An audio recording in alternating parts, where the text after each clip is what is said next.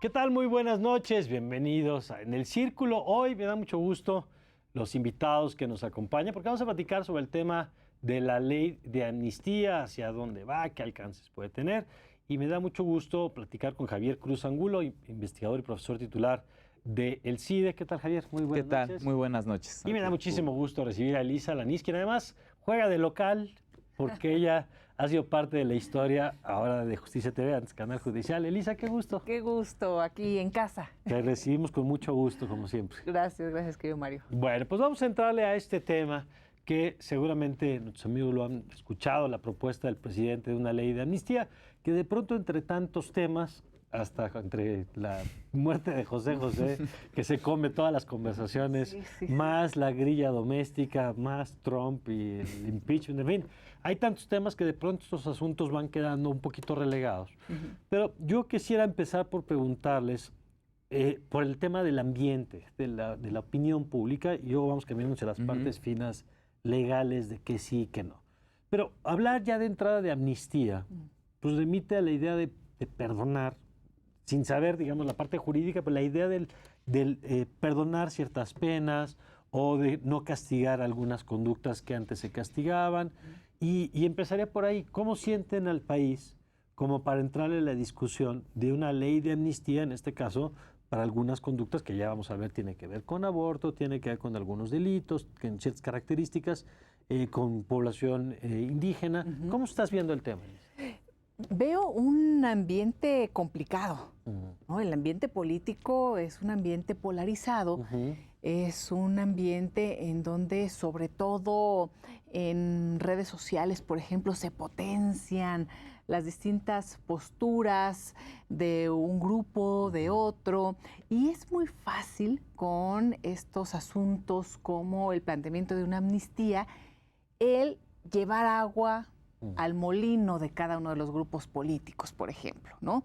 Entonces, de pronto se vuelven discusiones en donde poco se aterriza, poco se conoce, poco se profundiza y mucho se descalifica y se golpea para obtener un beneficio político, por ejemplo. Bueno, ¿tú te acuerdas, Elisa, Javier, incluso que la campaña, cuando estábamos en la campaña, y el presidente alguna vez empezó a hablar de estos temas, que había hasta spots muy duros? Yo recuerdo uno, si no me equivoco, eran del PRI, donde llegaba alguien, tocaba la puerta y le abrían y era, ¿y usted quién es? Yo soy el que secuestré a su familiar y estoy aquí porque me perdonaron, ¿no?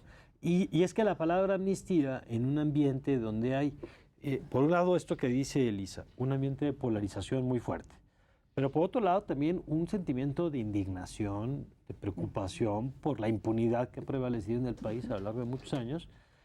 Parece de pronto complejo plantear un tema así, Javier.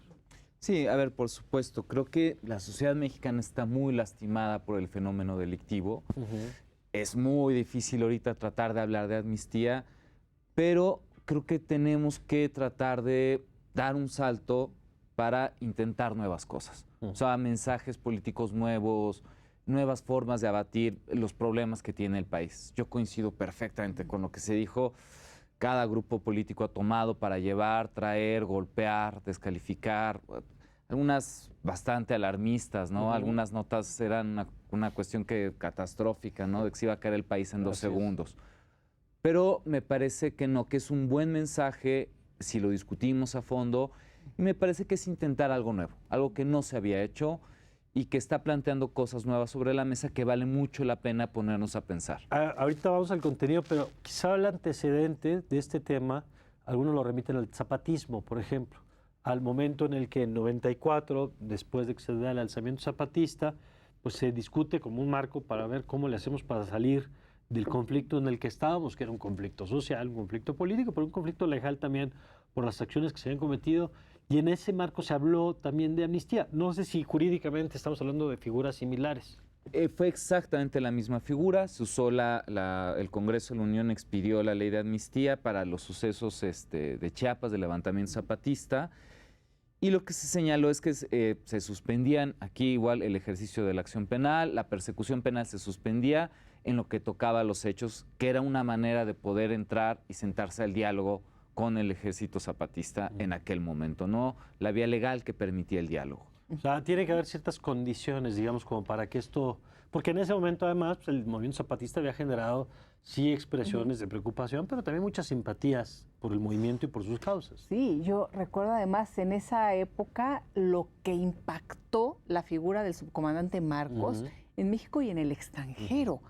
Cuando de pronto veíamos información de otros países en Europa, por ejemplo, en estaciones del metro, en donde estaba la figura del subcomandante Marcos y también toda esta idea que despertó de muchos sobre la revolución de conciencias, una nueva forma de expresar. Es decir, sí tuvo también toda esta parte de apoyo, de opinión pública muy, muy fuerte, y por supuesto la situación política y compleja de lo real, ¿no? Y de lo cotidiano, en donde el gobierno tuvo que tomar una decisión importante para poder salir y más o menos... Sí, más o menos salir del paso, ¿no? Y tener condiciones para negociar. Y si quieren empezamos con justamente el tema indígena, porque es uno de los contenidos donde quizá vamos a ir un poquito de los temas más fáciles, como dicen los políticos, de transitar,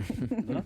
Es decir... De lo general a lo particular. Vamos a probar de lo general. Exacto. Porque en este tema quizá, por ejemplo, el tema de los traductores o de la ausencia de traductores, cuando se ha juzgado a una persona de una comunidad en la que no tuvo los elementos ni para saber de qué se le acusaba, ni tuvo los elementos, por lo tanto, para tener una defensa adecuada, que este es uno de los destinatarios, digamos, de esta ley. A ver si nos puedes ayudar, Javier, a explicarnos exactamente en qué marco estaría aplicándose.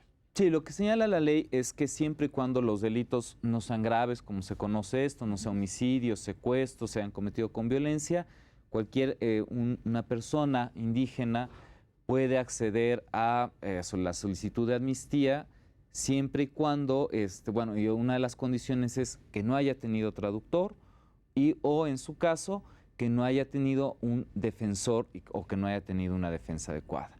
Entonces, este es uno de los supuestos en los cuales aplica tanto delitos, en delitos contra la salud como en una amplia gama de delitos en caso de que se reúnan estas condiciones. ¿Aquí hablamos lo mismo de delitos federales que de delitos locales? No, estamos hablando solo de delitos federales. El Congreso de la Unión solo tiene competencia para generar amnistía en el fuero federal. ¿Qué tipo de delitos serían, excluyendo, digamos, los que nos decías ahorita, qué tipo de delitos son por los que pueden estar encarcelados?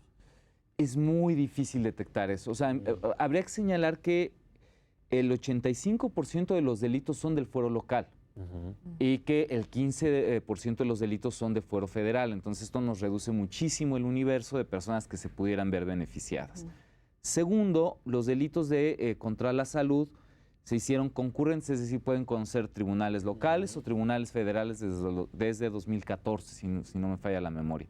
Entonces esto reduce todavía más el universo de personas que se pudieran ver beneficiadas. Porque puede ser que haya sido acusado en fuero local, aunque sea un delito contra la salud. Okay. Se hicieron las modificaciones y pocas veces, conoce la federación. Y si fue el caso, aquí no le aplica la amnistía. No le aplica la amnistía. Aunque no haya tenido el traductor, aunque no haya tenido la defensa. Que es increíble, ¿no, Elisa, que tengamos que hablar, en ese caso de entrada, pues que tenga que ser necesaria una amnistía para que quede libre alguien que no tuvo derecho ni siquiera a un traductor. Y creo que es parte de la crítica que se ha hecho, y ya vamos a entrar a detalle, ¿verdad?, de esta propuesta de amnistía, en donde no se critica como tal esta intención, el que se abra la discusión, el que se plantee también nuevas formas de solución, de impartir justicia. En fin, yo creo que eso en general ha tenido una buena aceptación. Pero el tema es que los alcances son muy pocos, ¿no? Para empezar, porque únicamente abarca a este tipo de delitos y del fuero federal, en fin. Y por otra, porque no están dadas las condiciones para que después la gente no siga siendo encarcelada, privada de la libertad de manera injusta por esas mismas circunstancias que ahorita están tratando de incluir en la amnistía. En esto que dice Elisa, por ejemplo, Javier, si alguien demuestra que no tuvo traductor y que no tuvo una defensa, no existe dentro del sistema de justicia ordinario, digamos, un recurso para poder obtener la libertad. Sí, por supuesto, son fallas al debido proceso que pueden dar lugar a que la justicia federal o la justicia local reponga el procedimiento, ponga un remedio a la situación. Hoy por hoy, en el sistema de justicia acusatorio es muy difícil que esto suceda. O sea, en el nuevo sistema de justicia es muy raro porque... Que alguien sea condenado sin traductor, ¿o qué es lo raro? Exacto, que sea condenado sin traductor o el abogado, porque como está videograbada la audiencia y tiene que estar a esto, siempre te queda constancia si hubo traductor, si no hubo, etcétera, ¿no? Y en caso de no haber, pues están los remedios naturales, la apelación, el amparo, que generalmente dan lugar no a la libertad, sino que se regrese el procedimiento, se subsane la falta y se vuelve a emitir sentencia. Que ya ahí se puede determinar si es culpable o no. Exactamente. Ya con los elementos formales, digamos. Así es. Ahora, en el tema, vamos a un segundo grupo de la población, que es mujeres que están en prisión por el tema de la interrupción del embarazo. ¿Qué es lo que plantea ahí la propuesta que manda el presidente? Bueno, la propuesta está planteando aborto. Aquí me gustaría decir dos cosas. Me parece, primero, no hay un solo delito de aborto federal. O sea, si revisamos la estadística del Secretariado Nacional... No hay un caso. No hay un solo caso. A nadie podría beneficiar, ninguna mujer podría beneficiar. A ninguna. Amnistía, ¿no? Que eso es grave. Y el verdadero problema hoy de las mujeres no es aborto. El verdadero problema hoy de las mujeres es homicidio con razón del parentesco, que es cuando no se sabe si... Está el ejemplo de esta chica que fue procesada en Querétaro, que pasó 4 años en la cárcel porque decían que había nacido el bebé y que ella lo había ahogado en los baños de un centro comercial. Hoy ese es el gran problema de las mujeres que están en prisión. Entonces, aborto, aunque es muy significativo, tiene un gran simbolismo y creo que tiene mucha fuerza. Pero no hay mujeres encarceladas por ese delito. A nivel federal, no. ¿Verdad? A nivel local hay alrededor de 100 mujeres. Sí. Que no estarían protegidas bajo esta ley de amnistía. No, porque el Congreso de la Unión no puede generar amnistía para delitos locales. ¿Cómo ves ese tema en particular, Elisa? Además que coincide, porque me gusta lo que planteabas hace un momento. Tú decías, a ver, en principio el sentido, el espíritu se acompaña, se comparte. En un momento además donde estamos viendo una movilización creciente de mujeres, lo que acaba de ocurrir apenas la semana pasada en el caso de Oaxaca, Así es. con la votación. Viene Hidalgo, parece ¿Viene ser. votación? Parece ser que vendrá pronto el tema Hidalgo, pero también con ello viene la reacción. Ahora sí que la reacción en todos los sentidos. La reacción. La reacción de la reacción, ¿no? La reacción en contra de las propuestas para la interrupción legal del embarazo. Y me parece que es uno de los temas todos lo son, pero al igual que en muchos otros casos, hay que considerar que la mayor cantidad de personas afectadas se encuentran en los estados a nivel local, entonces no impactará la amnistía que se está proponiendo ahora por parte de la presidencia y que irá ahí al Congreso. Y además, pues lastima siempre a los más y las más vulnerables. Y esta es una parte que es muy difícil de transmitir ante también tanto ruido y en un tema tan polémico y tan doloroso como puede ser el tema del aborto, ¿no? Por eso a veces incluso...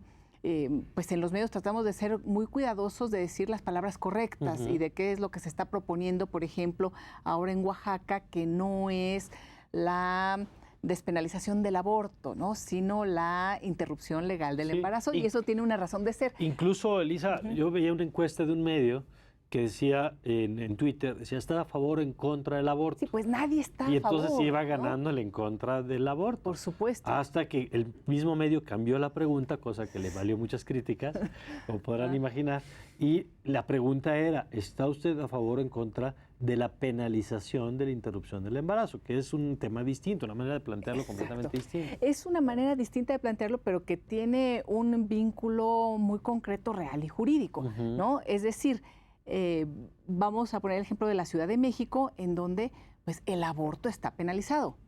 Lo que no está penalizado es la interrupción legal del embarazo antes de las 12 semanas o hasta las 12 semanas. Entonces son cosas que sí habría que aclarar y que la gente pueda ir conociendo para ir también aterrizando la discusión, porque es una discusión, sí, muy, muy dolorosa, muy polarizante. Pero que es interesante, porque empezamos, y es el propósito de este programa, de pronto se escucha que hay una iniciativa y entonces, de un lado, son como estos temas que cada quien puede leer como se le pegue la gana, ¿no? Básicamente en función de sus simpatías o antipatías. Entonces, quienes compartimos una visión, por ejemplo, más liberal, más de derecho a decidir, por ejemplo, más de, pues, aplaudimos y decimos qué bueno que se presente una iniciativa que además consistente con una visión de izquierda como la que el gobierno ha dicho reivindicar. Y del otro lado pues, están los que quieren ver que hay una impunidad, que hay el perdón, que hay... Pero lo cierto es que estamos viendo que ni una ni otra, porque los alcances en los términos en los que está planteado ni termina por generar la gran liberación de personas, ni tampoco termina por dar las condiciones de libertad a las mujeres, en este caso por el tema del aborto. ¿Por qué decías que no está tipificado como tal tampoco en los estados? No, en los estados está tipificado aborto en la mayoría de los estados. Hay distintas legislaciones, nada más distinta la de Ciudad de México, que tiene este arco de libertad de 12 semanas, la de Oaxaca, que se acaba de aprobar la semana pasada, y Veracruz, que tiene una cosa como de la naranja mecánica, donde pide que las mujeres en sanción acudan a rehabilitarse psicológicamente, como si quien abortara fuera alguien que estuviera loco y necesita ayuda psicológica y de trabajo social. Veracruz es una cosa especial, ¿no? Y en el resto de los estados guarda la ley, es casi unísona en cuanto a que se sancione el aborto. Lo cierto es que bueno, esta propuesta de ley de amnistía no logra tocar los casos de aborto de los estados, pero lo bueno es que abrió el debate. Yo pensaría que en reacción a la ley de amnistía pasa lo que está pasando en Oaxaca, en Hidalgo, y creo que viene una propuesta ya para... Que ya se ha dicho, para el ámbito federal. Para el ámbito federal, para el país. Yo creo que muy bien, al haber abierto el debate. Bueno, vamos a hacer un corte y regresando vamos a revisar otros aspectos. Está el tema de mujeres que han sido acusadas, el tema de droga particularmente, el tema de campesinos, que quizás son de los que ya nos acercan más a una discusión también sobre cómo nos estamos aproximando al tema del combate a las drogas y esto que están apuntando. Si lo que estamos viendo es el remediar una cosa parcialmente o es el inicio de una discusión más amplia que nos permita cambiar las leyes que nos llevan hacia estas condiciones. Pero esto, si les parece, lo platicamos regresando de la pausa. Ya volvemos aquí, Justicia TV.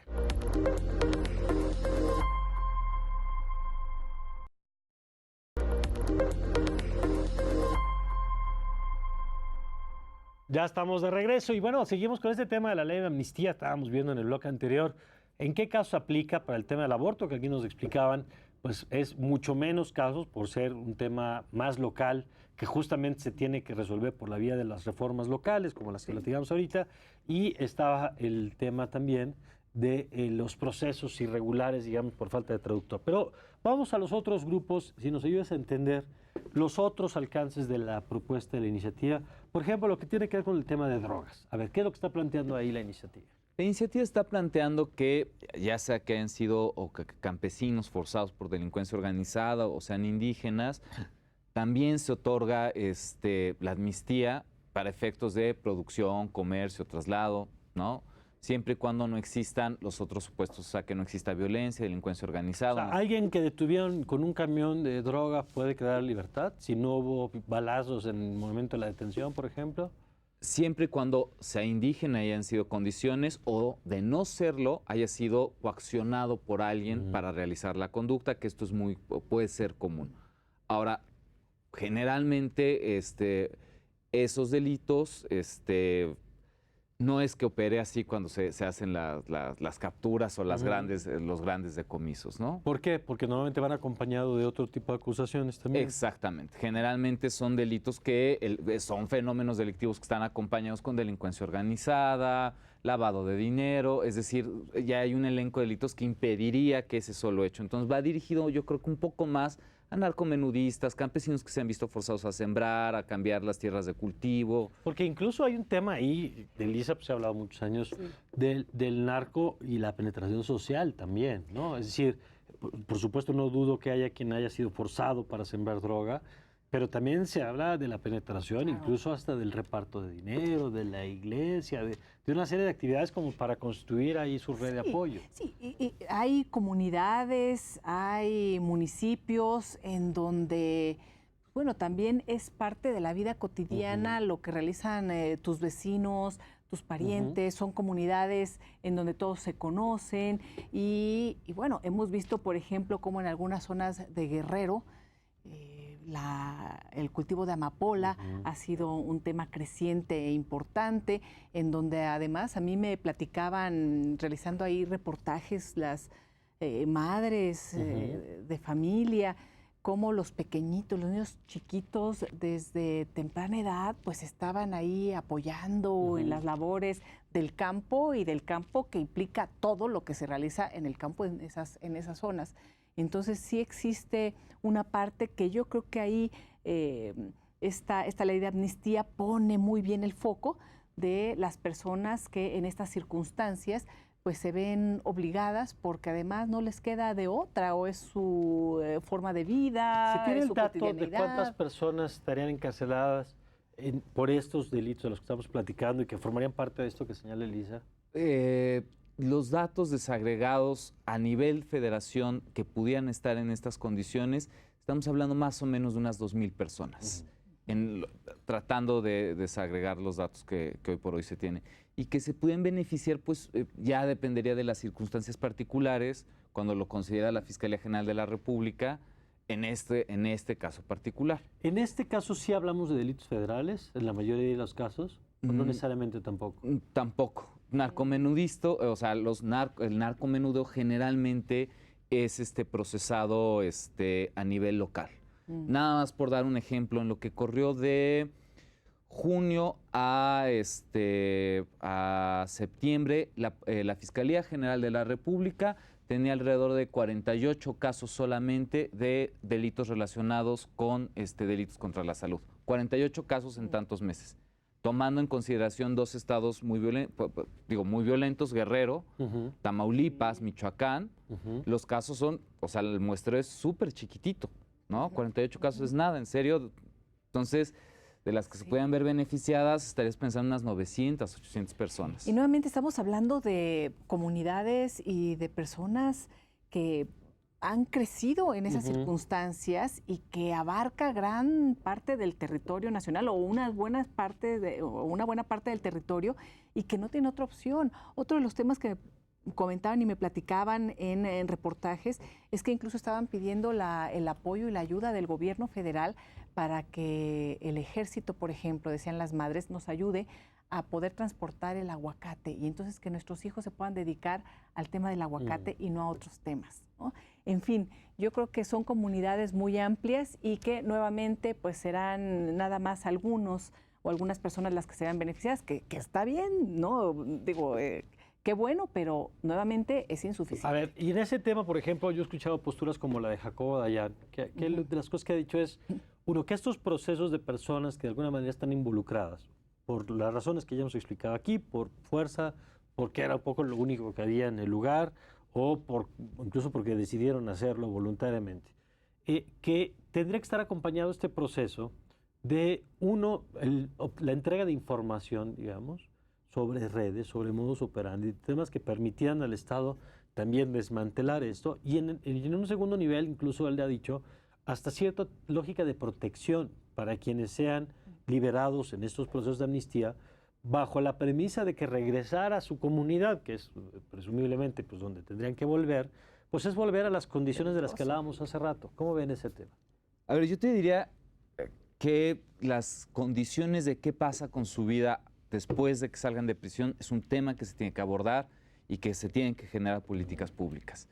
En cuanto a entregar información y todo eso, te diría hoy por hoy no. Vamos paso por paso, no hagamos más burocráticas las cosas. Es decir, conforme a la propuesta de ley, alguien tiene que tocar en la puerta en Fiscalía General de la República, se tiene que ver el caso y se tiene que determinar si Fiscalía General de la República extingue la acción penal. Ya eso ya es un trámite y este país no se caracteriza por ser sencillo en sus trámites, ¿no? Si le podemos dar la información, ¿cuántas personas se van a beneficiar? Vamos a ser totalmente inútil e ineficaz la ley.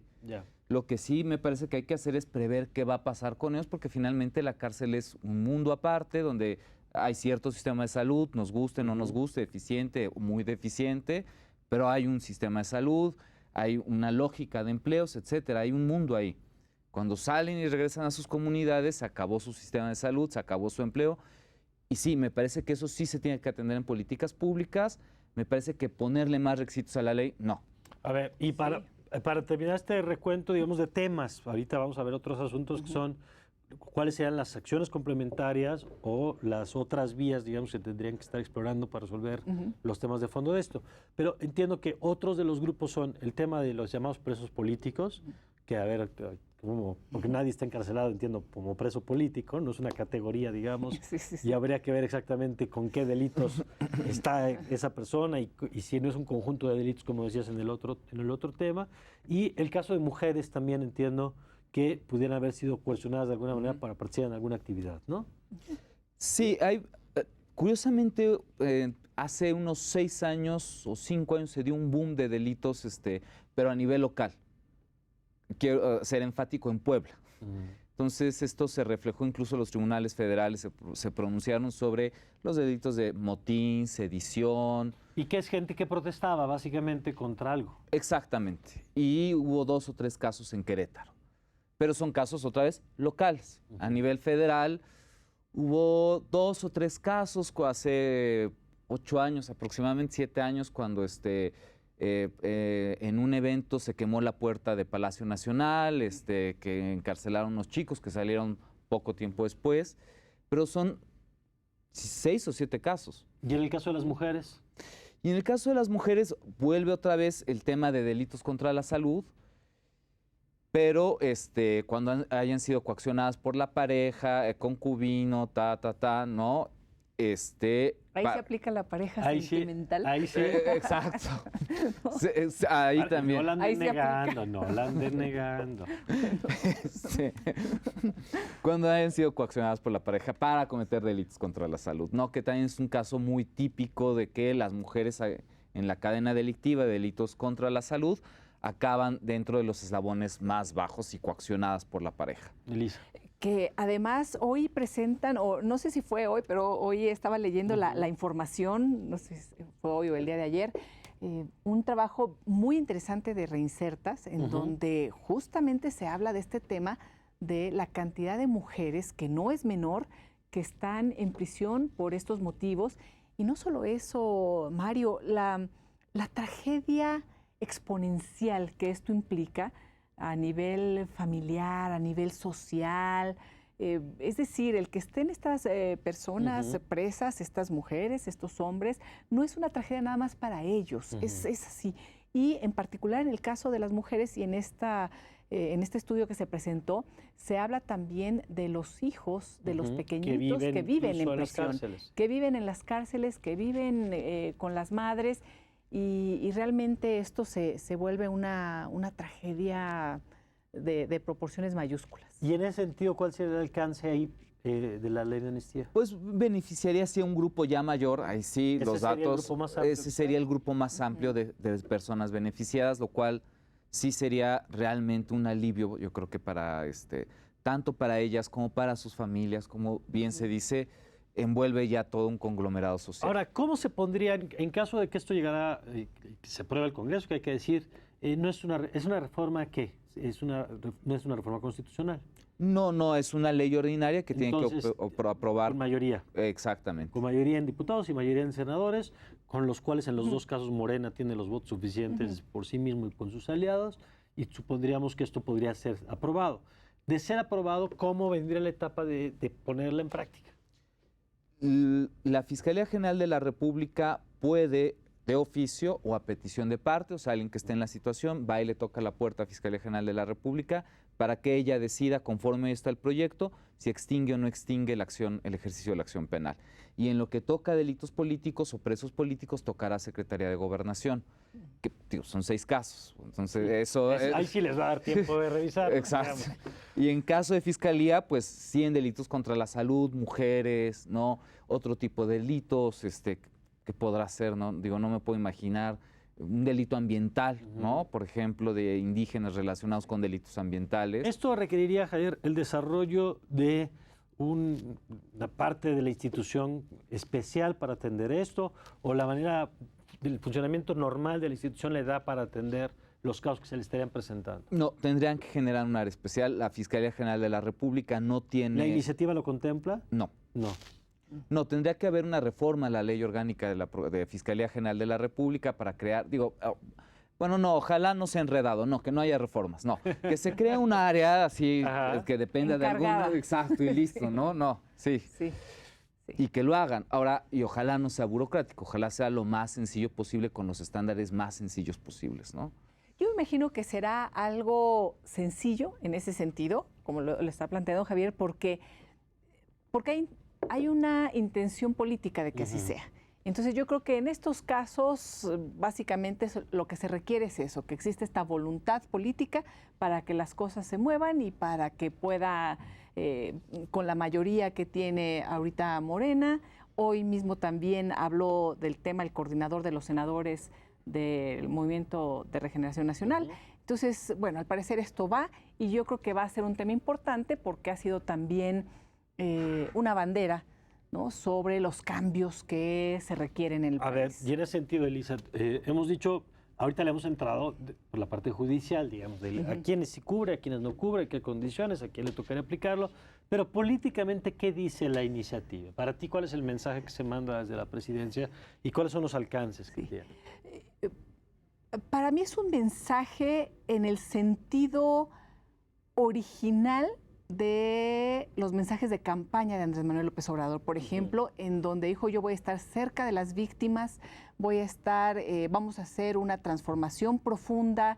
No únicamente hablaba de combatir la corrupción, sino todo este drama humano que ha envuelto a nuestro país en las últimas décadas.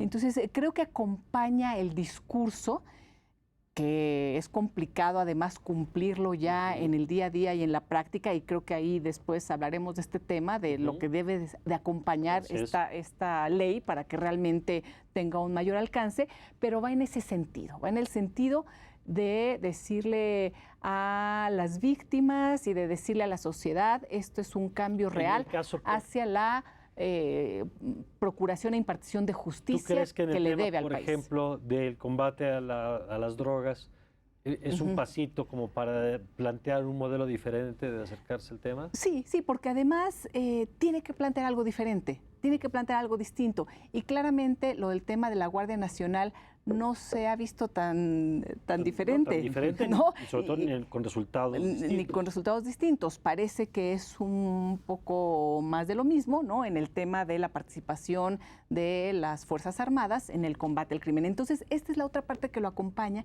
y que es muy importante, que tiene que ver con el tema de derechos humanos, que tiene que ver con el tema de la regulación de ciertas drogas, que también viene ya las iniciativas, y en este mes se va a empezar a discutir el tema de la cannabis, por ejemplo. Entonces, es un mensaje que acompaña a toda esta parte, que puede ser, ahí sí, un cambio y una transformación. Tú dirías, a ver, entonces, tres rubros, digamos: el tema de sectores vulnerables, por un lado, grupos indígenas, mujeres, coercionados, el tema de nueva política frente a las drogas, y el tema aborto como agenda, digamos, más liberal, más de derechos. ¿Tú coincidirías en que va por ahí?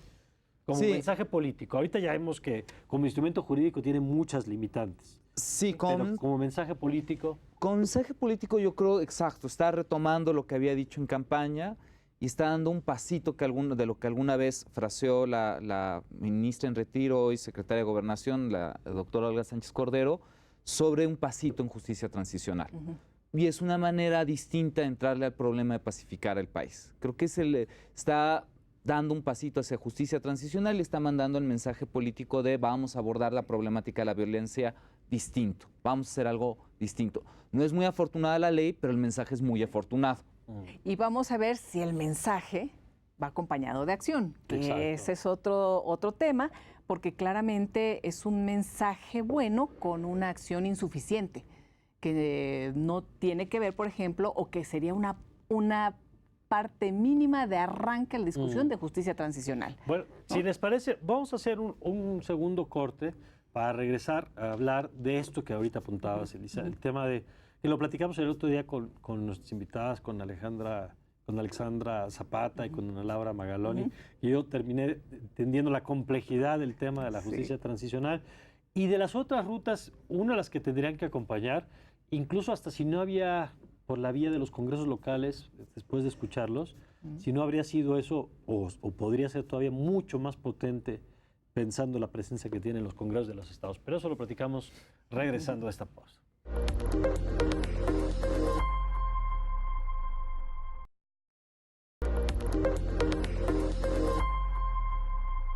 Estamos de regreso y una pregunta que hacíamos antes de la pausa, Lisa, Javier, es, a ver, si por lo que acaban de explicar, si el tema del aborto está en lo local, si el tema de drogas, muchos están en lo local, si, pues no habría sido mejor entonces que el gobierno, en ejercicio de lo que significa hoy, por ejemplo, Morena, que tiene 19 o 20 congresos locales, de las 32 entidades, 20 las tiene, que además las ha usado en momentos pues, cuando ha querido. Pienso en la Guardia Nacional, pienso en general en toda reforma constitucional que sabemos tiene que pasar por los congresos locales, ahí opera como relojito la maquinaria y sin mayor problema.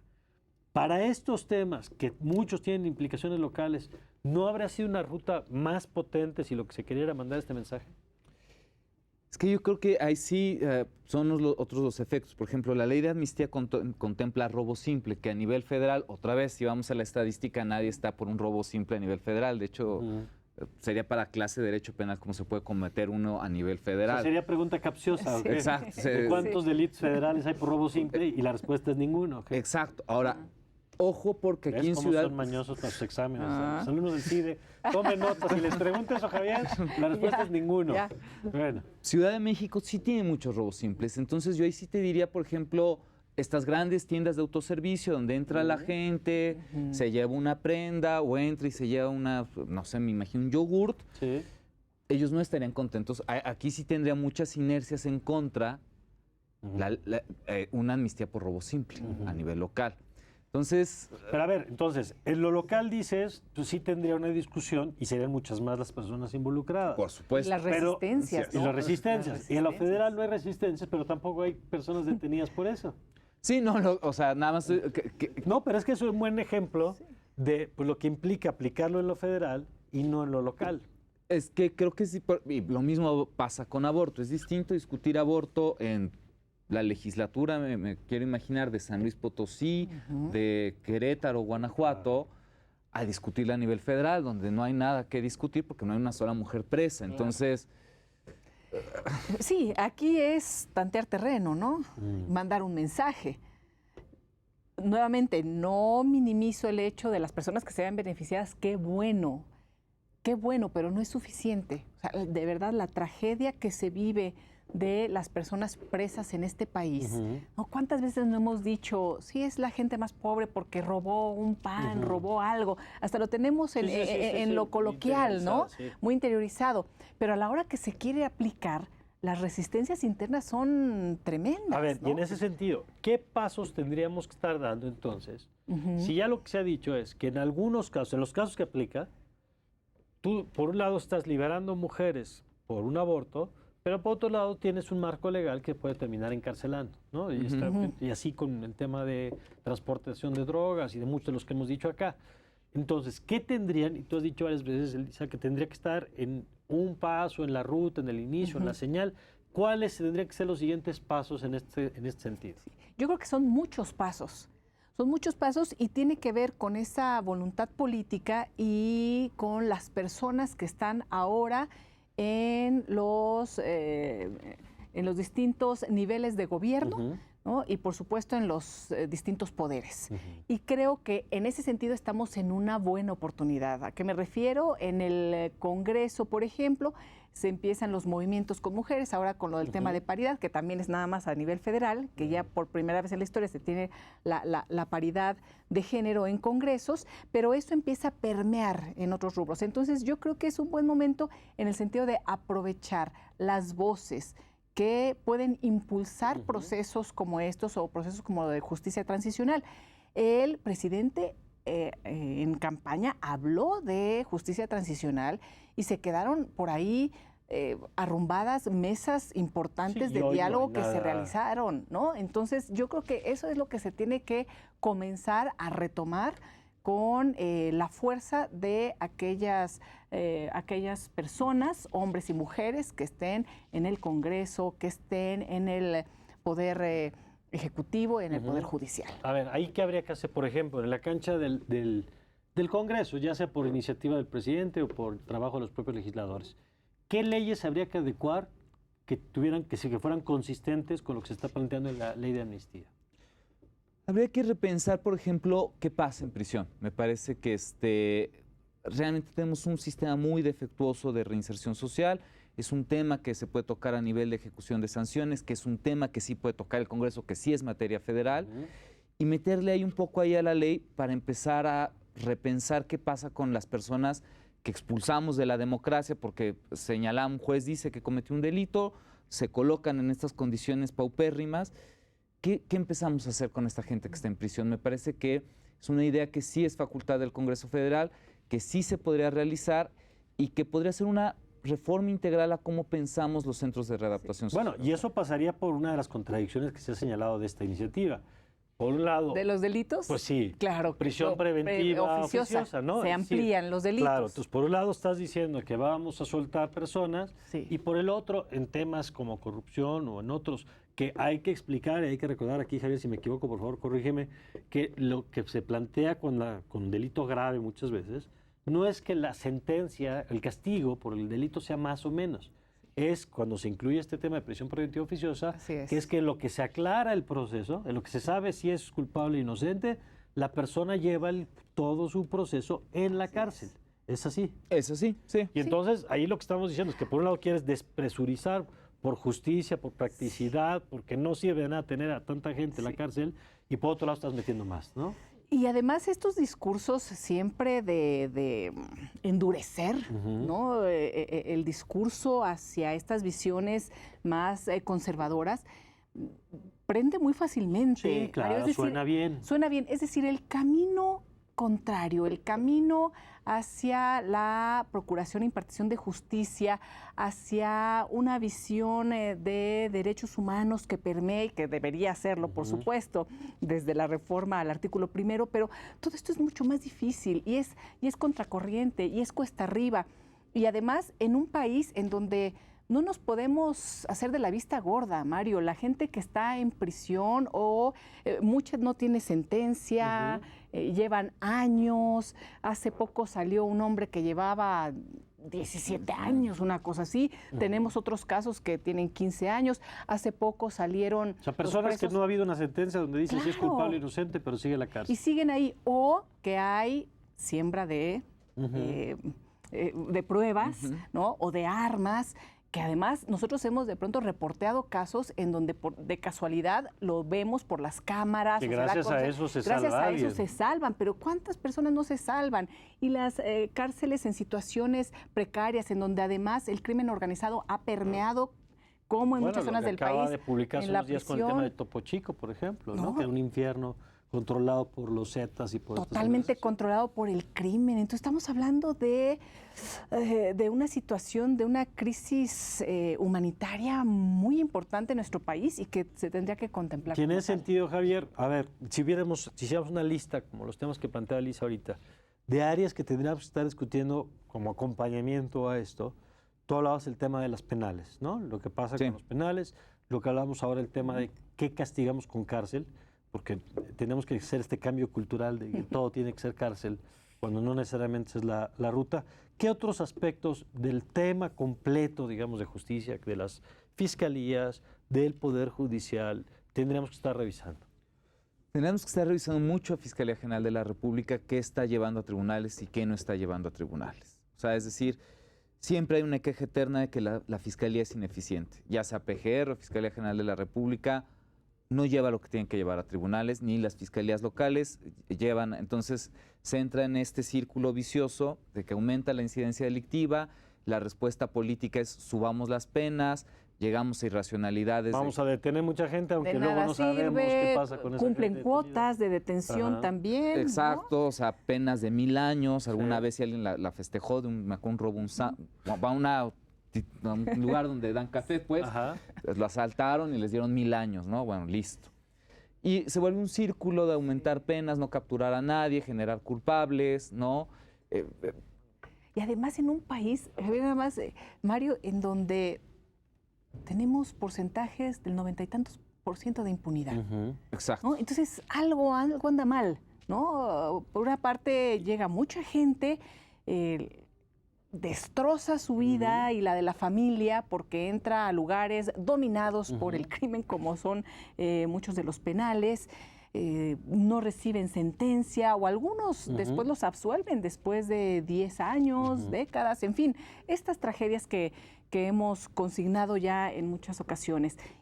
Y por otro lado, la impunidad a todo lo que da en el país. Y en ese sentido, ¿cómo tendríamos que reconducir la discusión? Porque a mí me parece que un tema además que ha salido recurrente en varios programas que llevamos acá en el Círculo, es un poco dónde ponemos la atención del debate público, dónde ponemos el presupuesto. Y cuando uno platica con los especialistas también en seguridad, pues uno de los, por ejemplo, elementos que son recurrentes es se ha destinado demasiada atención a la Guardia Nacional y no se ha mirado lo que pasa en los estados, donde ocurre, como tú nos decías, la mayoría de los delitos. No se está trabajando en el tema de esta transición de las procuradurías a fiscalías, que está haciendo casi un cambio de nombre y no más que eso, en una oportunidad como para poner en orden la casa. No se está trabajando en el tema de las policías locales, municipales, estatales. ¿Cómo reconducir, digamos, la discusión hacia esos temas? Lo que pasa es que habría que generar capacitación y un poco de reingeniería institucional. O sea, capacitar policías estatales, municipales, fortalecerlos, subirles sueldos, condiciones de vida, salud. Tendría que haber una reforma constitucional porque los pueden separar del cargo en cualquier momento, conforme al 123. Entonces, sí habría que cambiar la lógica de cómo vemos a nuestros cuerpos de seguridad. Digo, se entiende el discurso de la Guardia Nacional, parece que vienen a solucionar todos los problemas. Lo cierto es que no. Lo cierto es que alrededor del 70% de las policías estatales están infiltradas por el crimen organizado y hay que ponerse a chambear en eso. Y el problema es que nadie está chambeando en eso. Y hay otro tema que viene a colación por lo de las policías y cómo se han infiltrado. Y yo diría que también hay niveles y algo que no hemos querido ver es no únicamente la infiltración, sino ya el ser parte de ciertos gobiernos del crimen organizado. Y yo creo que ahí tenemos un problema gravísimo. Estoy recordando nada más hace unos días que le dieron sentencia condenatoria a Edgar Beitia, por ejemplo, que nada más que era el fiscal de Nayarit. Y condenado por narcotráfico. Un fiscal, alguien que dedicado a la procuración de justicia con todo el poder del Estado. Estamos hablando de narcoestados. Perdón, y hay que decirlo tal cual. Entonces, esa parte no la hemos querido ver. Y entonces, ¿cómo se va a recomponer si ya no es que estén infiltrados o cooptados o pagados? No, ya están en el poder. ¿Y de qué te sirve, digamos, bajo este caso extremo que estás planteando? Caso extremo, pero real. Porque además no lo supimos aquí en México. ¿No? Es una investigación que se hizo en Estados Unidos, se condenó en Estados Unidos y por eso sabemos hoy en día que un fiscal de Nayarit estaba totalmente adentrado con uno de los cárteles y que o por lo tanto del país. Tampoco hicimos la tarea de ver qué permitió que los aparatos de inteligencia del país no detectaran eso. O si lo detectaron, que no hicieron absolutamente nada. Exacto. Y por lo tanto que no tienes garantías de que no vuelva a ocurrir. Exacto. Entonces, dado esto que estás diciendo, que es un caso concreto y real, pues parece insuficiente decir, vamos a liberar a las personas coaccionadas para transportar droga, cuando no tienes garantías de que no tengas un fiscal que sea parte de la estructura del crimen organizado. Y eso también, mucho de lo que están diciendo, también implica presupuesto, ¿no? Porque en el tema de la administración, las prioridades se demuestran con el presupuesto. Si no le ponemos dinero, pues estas cosas que están planteando no van a ocurrir.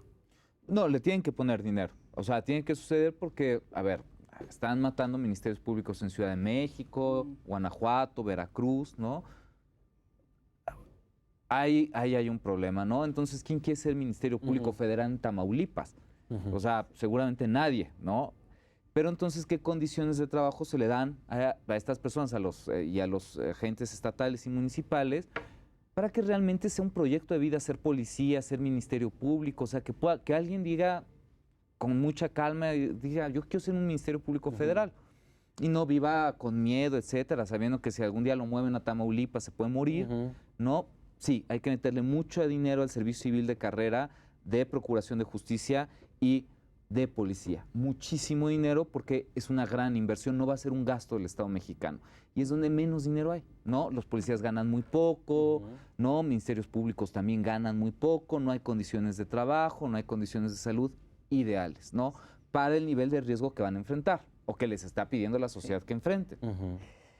Y creo que además aquí entra nuevamente el aspecto de la necesidad de realmente voltear a ver a la justicia transicional como una forma de atender el asunto de distintas maneras. Una de ellas tiene que ver, sin duda, con esta perspectiva de atender una situación después de una etapa violentísima en nuestro país. O sea, sí estamos viviendo en una situación muy compleja en donde las familias se han visto destrozadas por la pérdida de sus hijos, la desaparición, las ejecuciones, todo este drama humano que se traduce de pronto en fosas. Y que sigue pasando. Y que sigue pasando, sigue sucediendo. Entonces, me parece que es muy, muy importante, independientemente de la procuración e impartición de justicia, estos mecanismos que nos puedan ayudar a conocer antes que nada qué es lo que nos ha sucedido, qué es lo que nos ha pasado en este país y poder alcanzar la verdad en ese sentido con una comisión de la verdad, como se ha planteado y como Jacobo Dayan ha hablado también en distintos espacios sobre este tema muy claro de cómo sería esta comisión, que no son comisiones para investigar ciertos casos en particular, sino es la gran comisión de la verdad que requeriría este país, entre muchas otras cosas. Bueno, pues nos queda una agenda aquí muy amplia de temas que han puesto sobre la mesa. También nos queda claro las limitaciones de lo que hoy se ha puesto en la iniciativa, la señal política que manda. Vamos a ver cómo la procesan ahora las diferentes instituciones. Sí. Elisa, qué gusto verte. Qué gusto, Mario, gracias. Lata. Con muchísimo gusto. Gracias, Javier, por ayudarnos a entender este tema. No, gracias a usted. Ya le seguiremos, por supuesto, con este análisis. Y gracias a usted por acompañarnos aquí en Justicia TV. Yo le invito a que continúe con nuestra programación y le espero en la próxima edición con un análisis más aquí en El Círculo. Y le deseo, como siempre, que tenga usted una magnífica noche.